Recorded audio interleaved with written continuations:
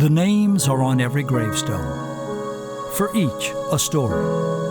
In remembrance, when autumn touches our coast, the living portray those stories of perseverance, loneliness, tragedy, and the success of those who came before, who left a legacy not easily forgotten.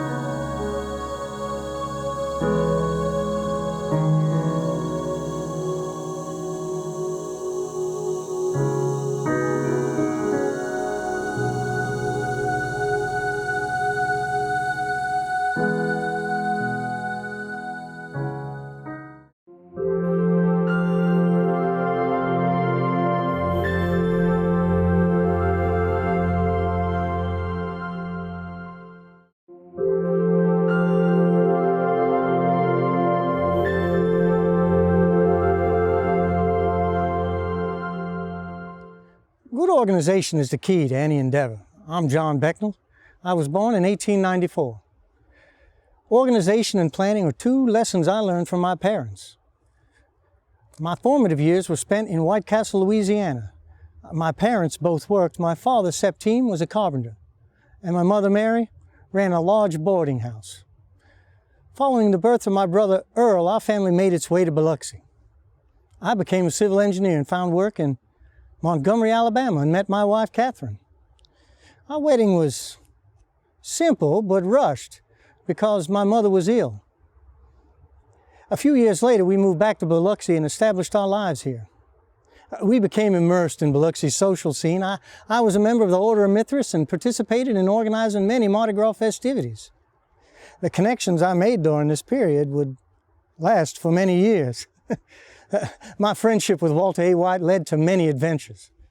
I was often invited on his many fishing excursions, and in 1929, we went on an expedition to collect birds for the zoo at the Naval Reserve Park.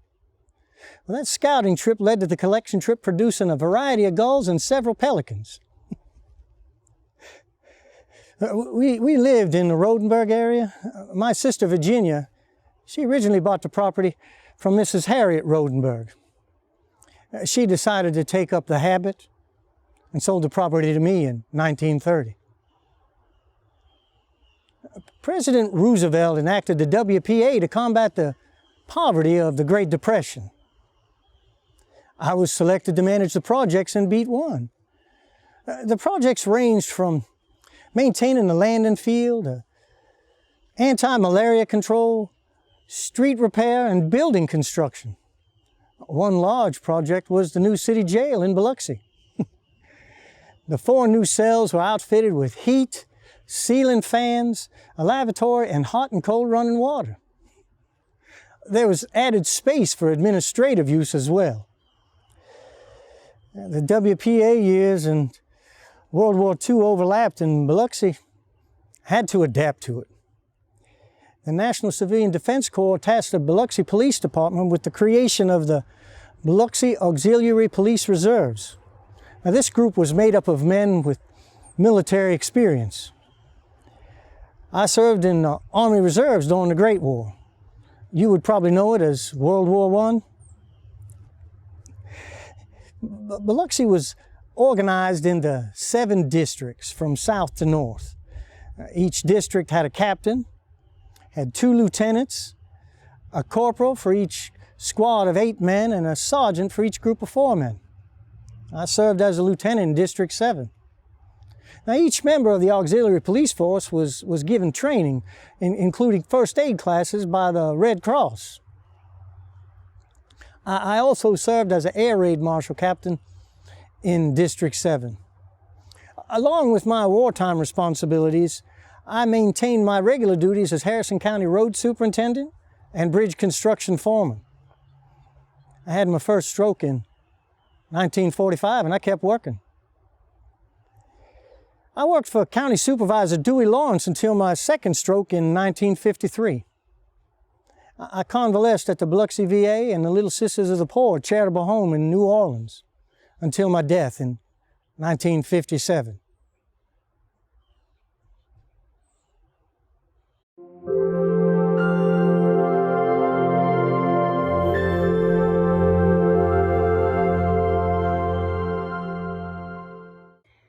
I used to tell my brides, do not pack away the pretty dishes after the wedding, use them, even if it's just once a week.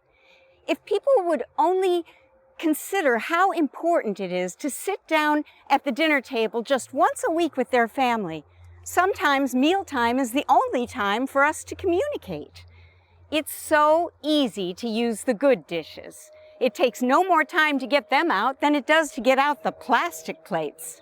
And life is way too short to dine on plastic and paper when you have beautiful china right there in your cabinet. When I think about my china, I think of all the fascinating conversations they've heard over the decades. Think about all the holidays they've helped us celebrate. The parties, the showers, even the bereavements. Why, all of the days, both joyous and sorrowful. That's what life is all about. Good afternoon. I am Lita Anglada, but you may call me Miss Lita. That's what all my customers and brides at Elliott's Jewelry called me. I am a lifelong Biloxian, born in the old Back Bay neighborhood off Charter Street. You say Bayview Avenue. I was born, raised, and lived in that neighborhood, surrounded by my Anglada family.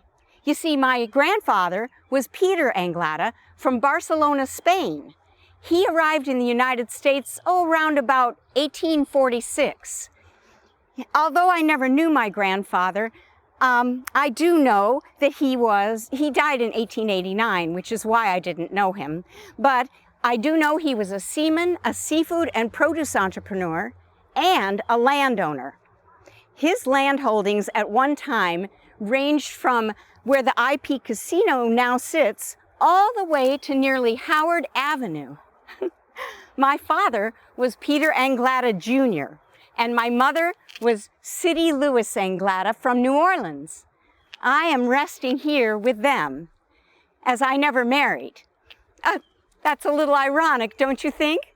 When you consider that I helped most every new bride in Biloxi choose her silver, china, and crystal patterns. I worked at Elliott's Jewelry on Howard Avenue in downtown Biloxi for 49 years.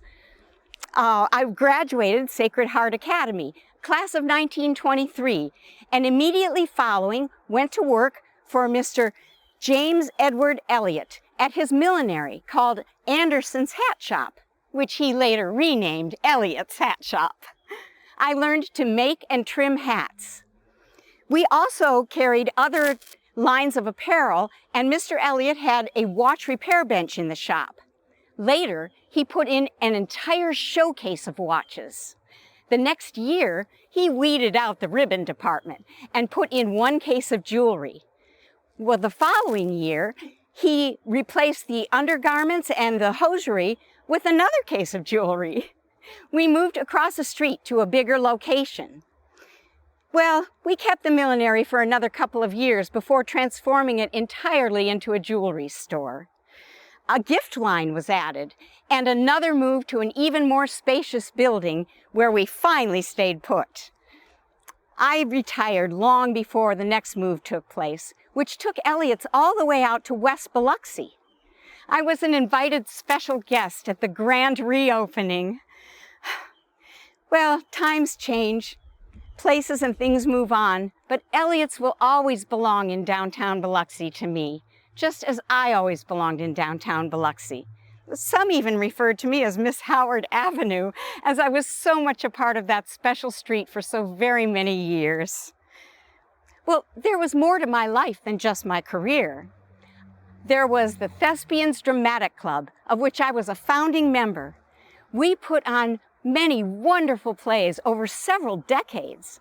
I was also a member of the Le Danseurs Carnaval Association, where I organized and I produced many of the balls.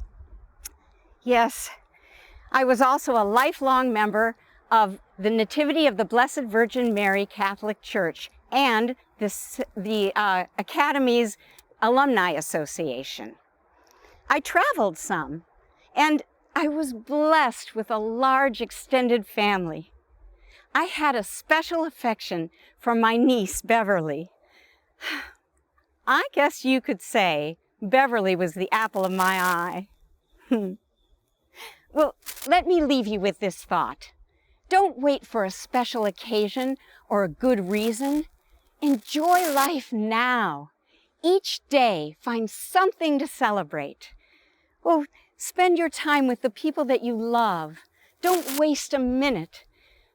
Go to bed tired out at the end of each day from a full plate. And speaking of plates, don't forget to use the good china for Miss Leda. Thank you. And there it is.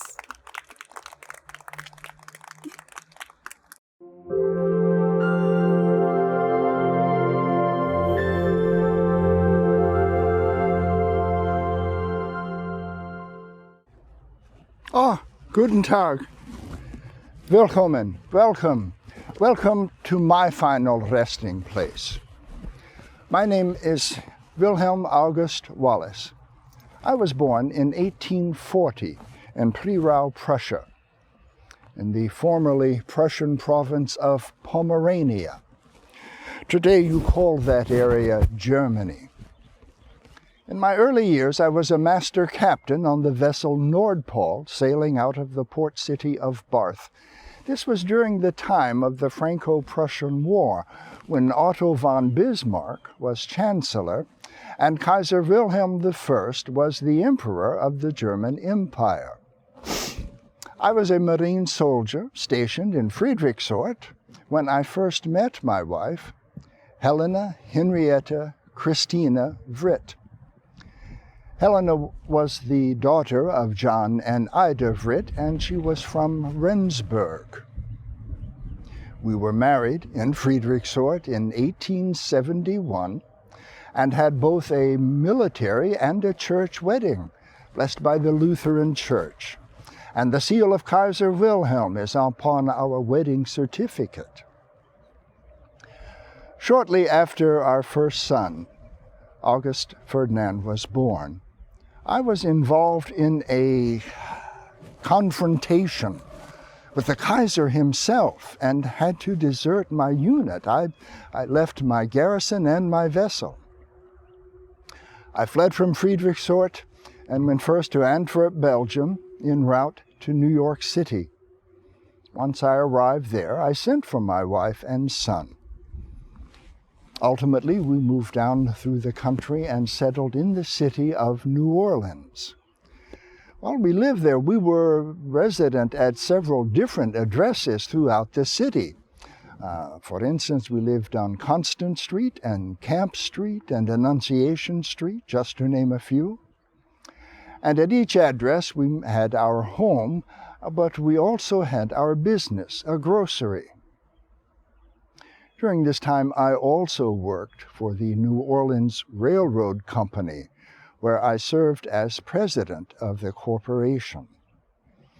We lived in New Orleans until 1894, and during those years we had 6 more children: Cora, William, Otto, Elise, Helena, and Emile.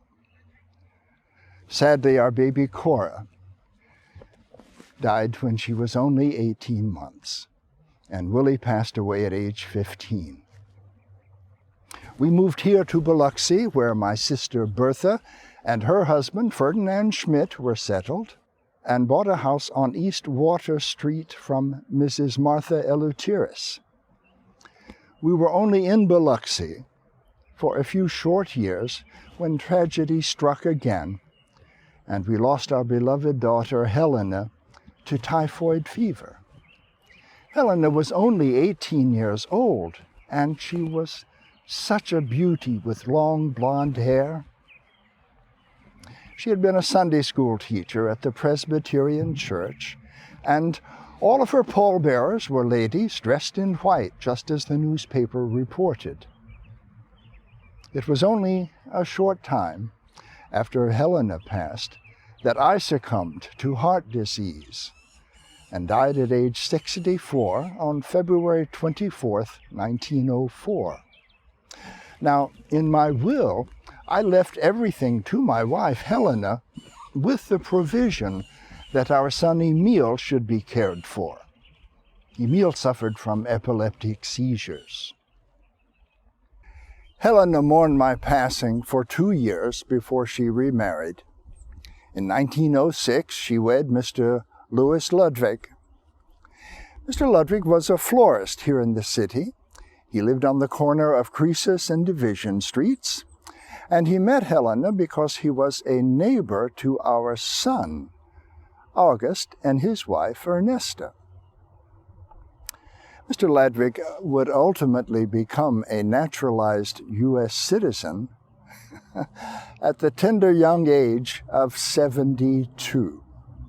He and Helena accumulated quite a bit of property here in the city, and she busied herself helping to manage those properties. She made hats, and she made beer from potatoes. And we don't talk about that out loud because that was during Prohibition. They were together for 22 years, and then sadly she lost her second husband. Now Helena had her good friends and her neighbors to keep her company and keep her active, and one such friend was a lady named Pauline Lemine. You remember her? Miss Lemine was the wife of the hermit of Deer Island.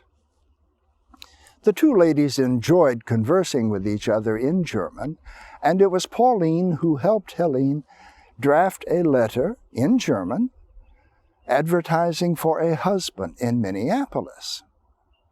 And Mr. Theodore Tesmer replied, and they corresponded briefly before he made the trip down to Biloxi. Now, before they were married, she had the forethought to have a prenuptial agreement executed and signed.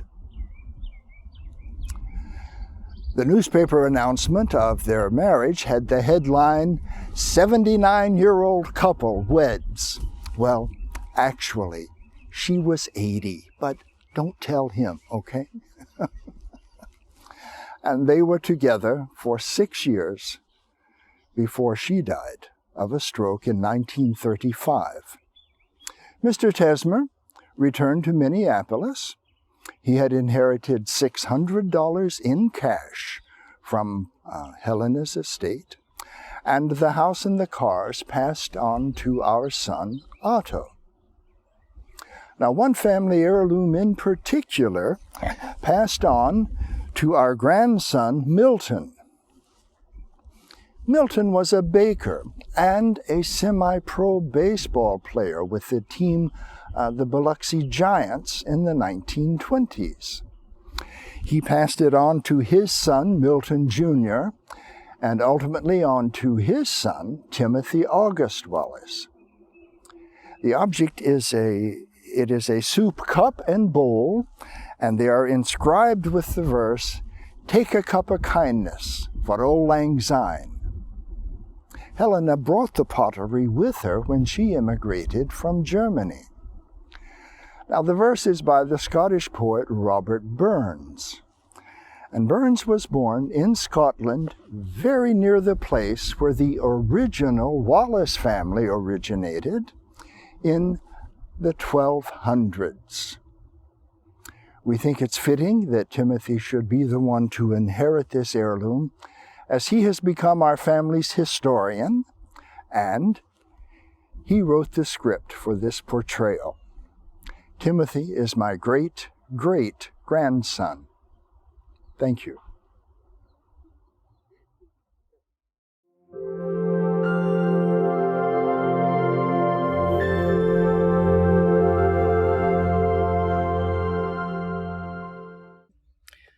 There's only one version of Verda Lee.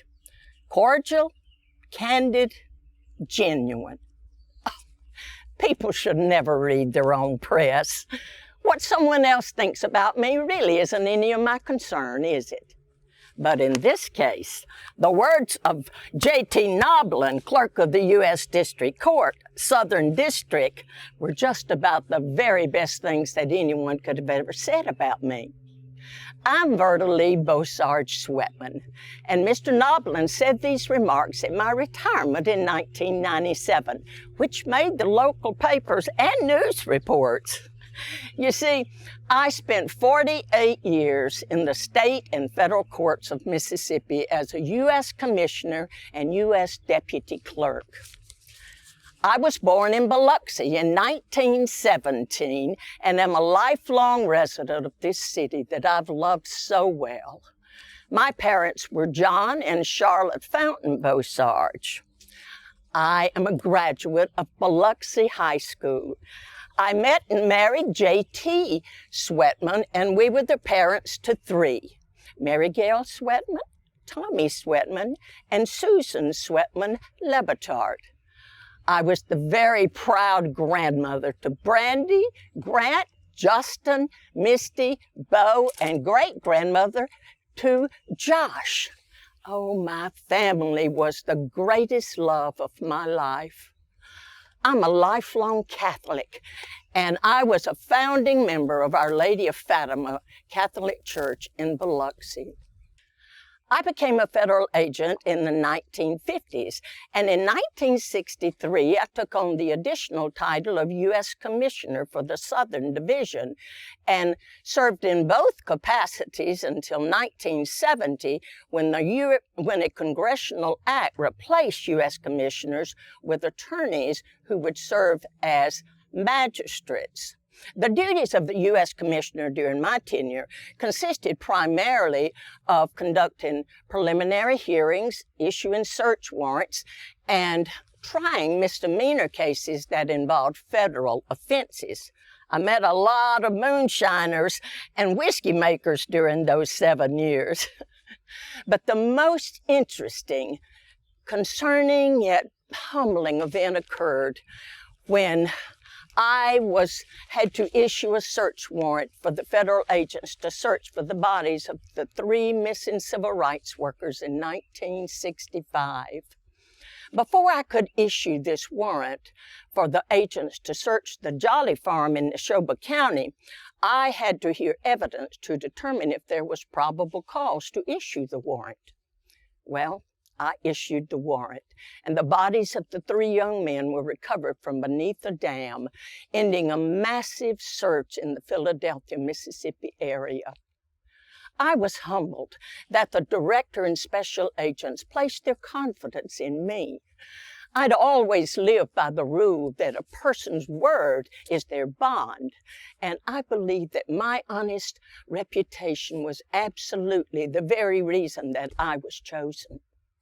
Even though there was a U.S. Commissioner serving in that particular federal district at the time, the FBI agents did not trust that they would keep the highly sensitive warrant secret from the very ones who were responsible for the criminal matter, namely the KKK. After assuring Director J. Edgar Hoover, the special agents came to me after normal working hours, away from any suspicion and curiosity of other workers and courthouse observers, to petition for the signing and issuance of this warrant. I had to remain completely silent on the matter, telling no one. To further protect this secret warrant, I even slept with it beneath my mattress. Oh, I knew that I placed my family and myself in danger of great harm. Many of you may recall the particulars of this case from the movie based on the best-selling novel of the same name, Mississippi Burning. The magistrates that replaced me and the other U.S. commissioners were all lawyers that had 5 years legal experience. I had a high school diploma, common sense, integrity, and very high expectations of myself. J.T. Noblin ended his remarks at my retirement with these words: "Oh, Verda Lee always had the courage to say and do what is right and honest." My, now that may have been a little overstatement, but that was always my goal, to say and do what is right.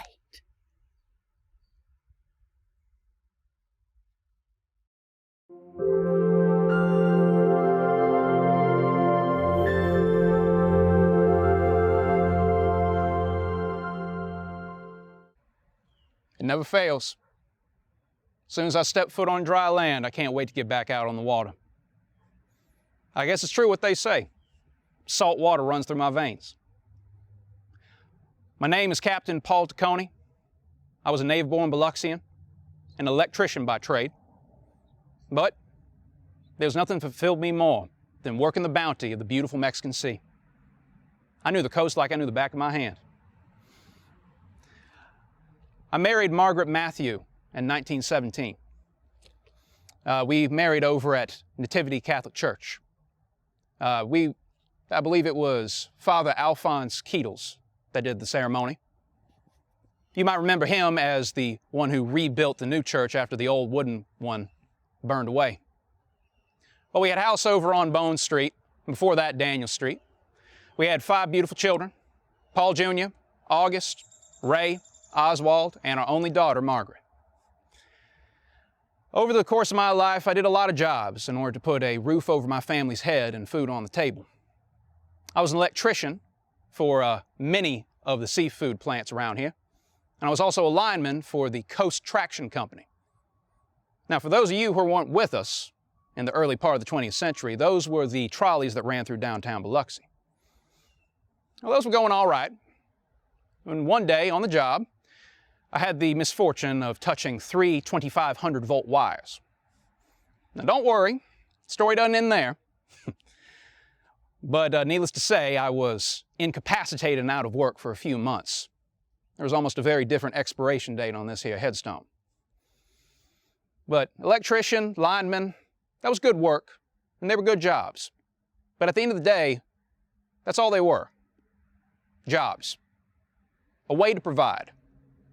But the charter boats, that wasn't a job. That was the dream. I truly enjoyed my time out on the water, fish finding for the tourists who wanted the real deep sea fishing experience. I garnered myself quite the reputation. I had multiple repeat parties coming all the way over from New Orleans and other cities. Mr. Tony Ragusan actually took notice of that. He was the president of the Biloxi Chamber of Commerce. He decided to seize that as an opportunity to bring more tourists to Biloxi, and it worked. Over the course of my life, I captained quite a few charter boats off the White House Pier, the Don M and the Camellia, to name a couple. And later in life, I was captain of the Susan McKay, which was a beauty of a yacht owned by the Bark family. Well, when you've been out on the water as long as I have, you have a tendency to accumulate a lot of fish stories. And if you will, please indulge me, I'd like to share a couple of my favorites today. Back in April of 23, we were out on the water, and I had the distinction of spotting a large sperm whale that had blundered its way into Chandelier Sound. Well, it had managed to beach itself in the shallow waters just off Breton Island. The thing was dying, or probably dead already. Hard to say. But when I got back to Biloxi, I told my whale story to Mr. T.J. Desport, who was the owner of the Don M. He looked me in the eye and he said, "Paul, you and me, we're going to claim that whale." Well, plans were in motion, but before we could get out there to do so, turns out Mr. Ragusan had already set up some excursions for local tourists to go all the way out, 70 miles to see the whale. And these weren't small excursions either. Not like a dozen, 20 people. There was 150 people aboard the Subchaser 264 when it was going out. And then it experienced engine troubles. And then it ran out of gas. We had to be towed back all the way to Biloxi in very, very rough seas. Not a fun boat ride, that one. But we finally hauled it back to Biloxi, and by the time we did, news had spread so quickly about the whale, people were making trips all the way out to the east end of Deer Island just to catch a glimpse of the thing. And really, who could blame them? I mean, how many times in Mississippi are you going to get the chance to see a whale? Well, Mr. Desport was a shrewd businessman, and he knew that that whale was not just valuable as a tourist attraction, but also for its blubber and oil. Well, we planned to go ahead and extract the substances from the whale, but before we had the chance to, as you do, we somehow managed to find ourselves in court. Turns out someone else had claimed ownership of the whale. Went all the way through the federal court system, but eventually we won out in the end. But by the time we did and actually went out to the whale to extract the substances, how do I put this? The value of the whale had greatly diminished. I never did forget the smell. Things stunk to high heaven. But what could be done? We hauled it all the way out to Horn Island and let the seabirds and the crabs pick it clean. And then we let the sun bleach the whale bones. We actually donated the skeletal remains to the Naval Reserve Park. That's the zoo that sat where Keesler Air Force Base sits today. God has a way, doesn't he? There's an old saying, some fish you catch, some fish get away, and others get litigated in court.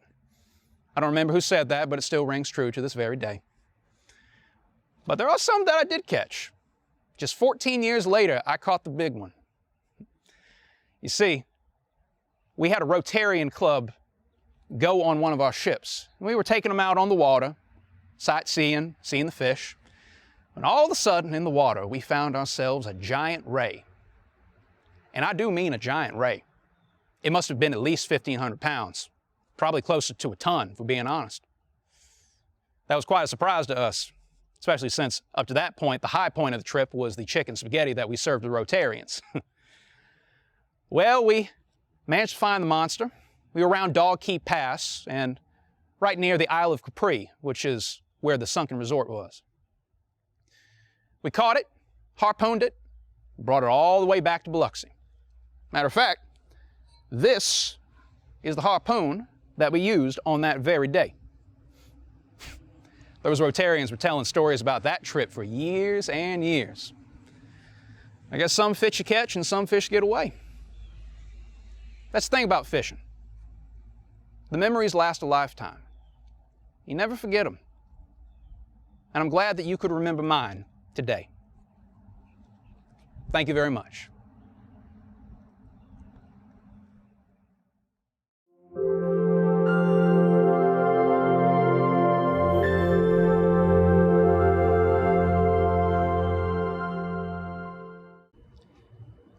My name is Lassant Broussard.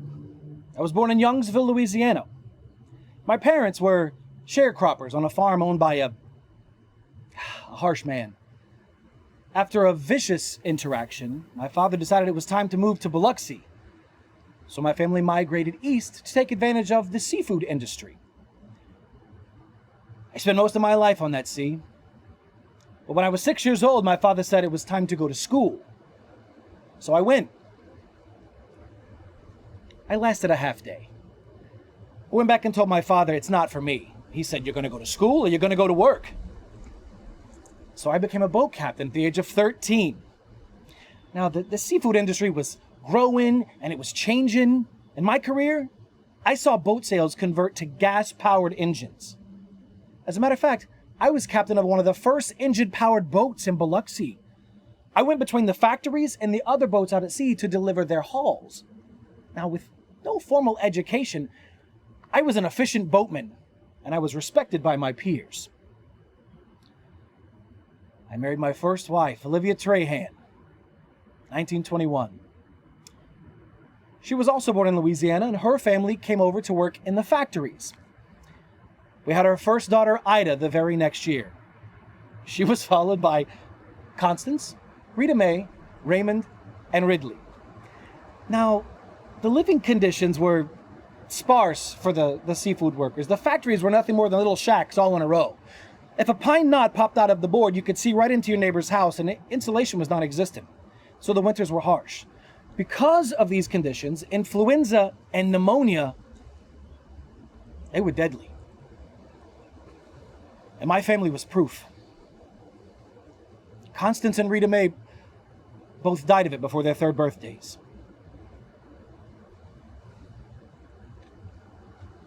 $1929. It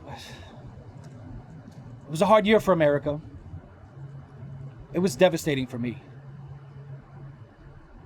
In January, Olivia was pregnant with our son Ridley. Now, she and Raymond, they'd been battling influenza and pneumonia. Ridley was born on January 13th.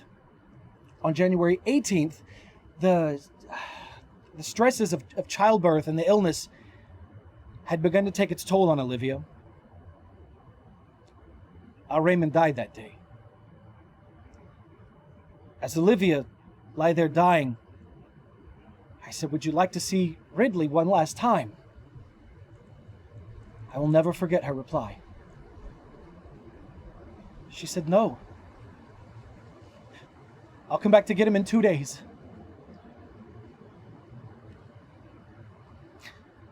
That was a Wednesday. By Friday the 20th, she made good on her word. She came back to get Ridley. We buried him together. I lost almost everyone. But I had to go on. I had to be strong for Ida. So I married Anna Falk in 1931. She was from Abbeville, Louisiana, and she raised Ida like she was her own daughter. I recounted my tale of woe to Anna. We went on to have 3 children together. 2 of our boys, Henry and Julie, as well. They became boat captains like me. I died in 1957. And though Olivia and my children are long gone, our memories are continued on by our descendants.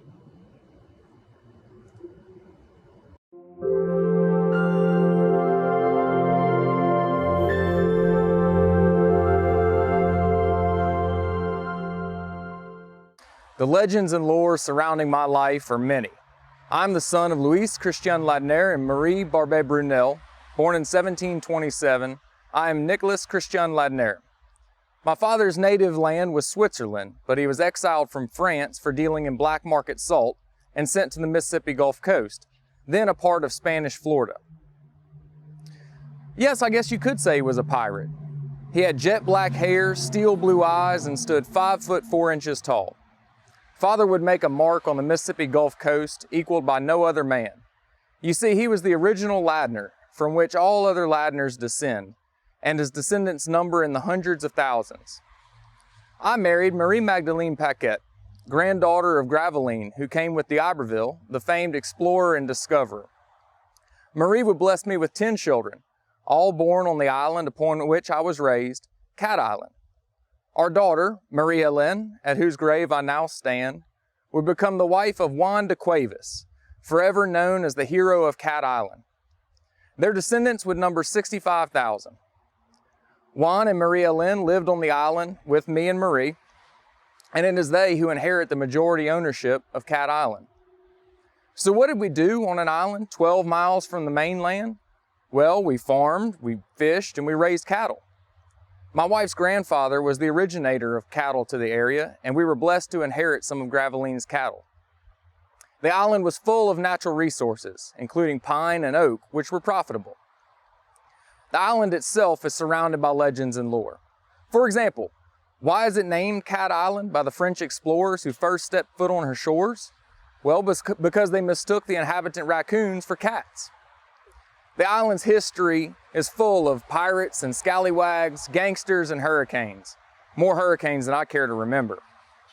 After 40 years on my island home, I secured property on the mainland in present-day Long Beach called the Chimneys. It is so named because the home I built had 2 large chimneys that could be seen by sailors and were thus a helpful navigational tool. Did I move to the mainland because I needed more room for my cattle? Or was it because I was tired of the hurricanes? Well, the answer is both. Did my dear Marie and I move because the island was now full of our children and their children? Well, perhaps, but that's our little secret. Shh. I would pass in 1799 at Chimney Point. and my burial site is unknown. My dear Marie would pass in 1814 on Deer Island, where she lived following my death. Legend has it that she is buried in Moran Cemetery in Old North Biloxi, now renamed for the explorer. The neighboring city of Pass Christian is named for Father because the waterway passed just south of the city he discovered. Father would pass away in 1799, ironically the same year as my own death. Louis Christian Ladner would live to see 100 years, the majority of which spent right here in his exile-turned homeland. Thank you.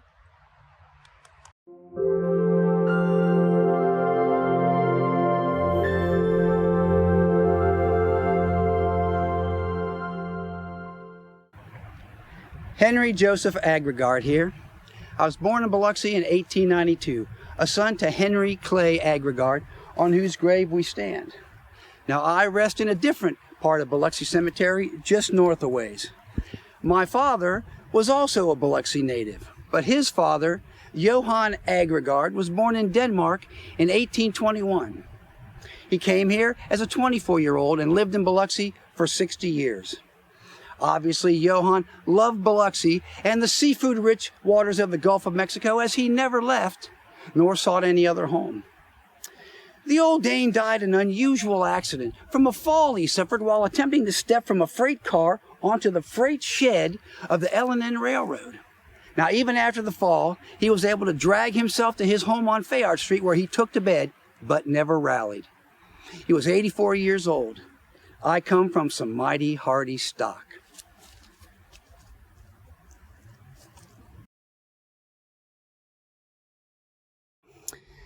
Henry Clay Agregard, my father, also chose Biloxi as his lifelong home, as he lived here his entire 59 years. His profession was seafood. He owned the H. Agregard Fish and Oyster Company on West Beach and Lemieux Street. Now don't get confused, it was West Beach in those days. Now, my father, my old man, was strong and worked a hard day's work, and I followed in those hard-working footsteps. In my youth, I could unload a shrimp boat nearly by myself in no time flat. My kids, I would bring my sons those shrimp baskets. They weighed about 50 pounds empty, but when full, they weighed nearly double that weight. I would bring my boys with me to the harbor, and I would lift those steel baskets over my head from the boat to my sons over and over and over until we had emptied that shrimp boat. Now the kids, they thought they were faster than I was, but I'd yell at them from the boat, "Come on now, get a move on, time's a-wasting. You don't want the old man to show you up, do you?" I just wanted to see those feet get moving. Now I too owned a retail seafood market on the beach. Now, I even had to rebuild after the hurricane of '49 took nearly everything off of the boulevard. There's a price to pay for living on the beautiful Gulf Coast, but if you'd asked me, I'd have told you there's no place else I'd ever wanted to live. Now, Biloxi was a great place to bring up children. We had schools when lots of towns didn't, and our church was right in the center of downtown. I was a stickler for school and church, and my children never missed either one. Every Sunday we'd go to church, and when we were done, we'd come home to a Sunday dinner fit for royalty. My Marguerite was a wonderful cook, homemaker, and mother. Marguerite Thinstead and I were joined together at the Nativity of the Blessed Virgin Mary Catholic Church, where our children were baptized and they attended. We were the parents to Marguerite, Henry Jr., Roland, Edward and Edwin, the twins, Verna, Joseph, and of course, Iris Ann. She was our baby. Now, we lost Edward on the day he was born, and he rests next to his family. But his twin brother Edwin lived a long life and served his country in Korea along with his brother Joseph. Now, I myself served in World War I. So many of the men I served with never returned home. Now, Henry Jr. served in World War II along with his brother Roland. Both of them were Navy men. Their mother and I, we were both blessed as all 4 of our sons returned home to us. I was a founding charter member of Biloxi's Lyman Bradford VFW Post 2434. You know, I'd never given much thought to my Danish roots. Oh, I'd heard the legends of the family farms at Vernon that we owned and lost when the Nazis came and just took everything. I didn't really give it much thought until one day in 1938 when my roots walked right up to meet me. A lawyer from Copenhagen came to Biloxi and found me down on the docks. He wanted me to return to Denmark to settle the family fortune. Now, in question was a shoe factory, farms, and hotels and the family farms. Well, after giving it much thought, I told that lawyer I would not go because I was afraid I wouldn't come back to my family. The Nazis were wreaking havoc all over Europe, and I thought it better to protect the leaves of the family tree as the roots were strong. Now, I left this life in 1959 after a painful and lengthy illness took both of my legs and my ability to walk. In those years, I truly learned what it meant to be a man. Thank you all very much.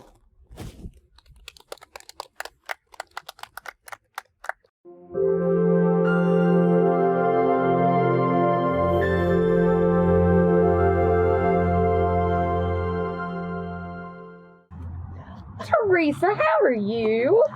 Fine, Ida, and you? Ooh, it's hot today here on the point. Don't I know it? You know, I was just thinking about you yesterday, and here you are. What are you doing? Oh, I'm heading to Desport's to get some French bread.